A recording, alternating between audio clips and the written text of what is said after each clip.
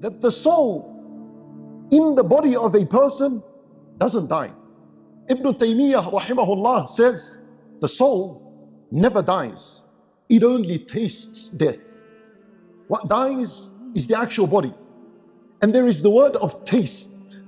The soul will taste death as it comes out, shifts from hayatul dunya, from the worldly life, transitioning into hayatul barzakh, moving from one to another.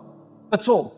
Otherwise you and your mind and your thought and your ability to sense what's around remains with a person. The soul, it comes out of the human body in 6 stages. We want to speak about these 6 stages that Allah subhanahu wa ta'ala mentioned in the Quran, and they were mentioned by the Nabi sallallahu alayhi wa sallam in the ahadith. Number 1, when the soul or when a person is going to die, Allah subhanahu wa ta'ala sends the angels that are responsible to take this individual's soul. Because even though it is Malakul Maut that takes the soul out, his job is the last job. And this Malakul Maut has an army of angels that work for him. They're the ones that extract the soul first and foremost. Allah Azza wa Jalla, He said, our messengers, meaning our angels, will cause him to die. That's in the first stage. So in the first stage, Allah sends these angels to this person. In the first stage, it is the day of your death. Allahu A'lam, in which hour of the day or hour of the night it would be. But there is a day of death that is written for each and every single one of us. On that day, exactly as soon as this day enters, the angels are prepared and they're ready and they're coming down. The second stage, these angels have arrived. They're at the body now.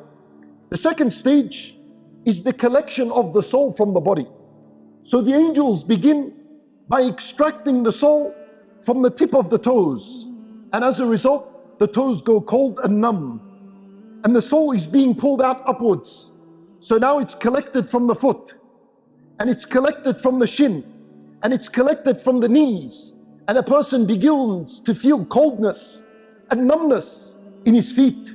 And it rises until it reaches the hips, until it reaches his abdominal area. It comes out from the tips of his fingers until it reaches his arm, his hand. It goes all the way. This is the angel's job. They begin to extract and prepare this soul to come out. And a person senses that something is happening and something is going wrong with his body. That's when all these machines, if he's in the hospital, begin to give abnormal readings. The third stage is the stage in which the soul reaches at-taraqi. Allah Azza wa Jal, He mentions the third stage in Surah Al-Qiyamah. He says, when the soul reaches at-taraqi, which is the collarbone here. So this is the third stage. This is the time in which Allah would say, وَقِيلَ مَنْ رَاقَ. Those around him would say, where's the raqi? Where's the doctor? Where's the nurse? وَظَنَّ أَنَّهُ الْفِرَاقِ. And the person that is laying there knows certainly this is the moment of departure. The fourth stage, Allah subhanahu wa ta'ala, He says in Surah Al-Waqi'ah, now the soul has moved from at-taraqi, from the collarbone, and it has pushed up towards al-hulqum, which is the throat. At that moment, Allah says, those around him are looking.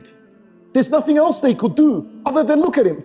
Allah Azza wa Jal, He says, and we are closer to him than you, however you cannot see it. What does this mean? It means that the angels of Allah are closer to him than you, and you cannot see them. And the dying person sees the angels. It is at this moment that the person experiences fitnatul mamat.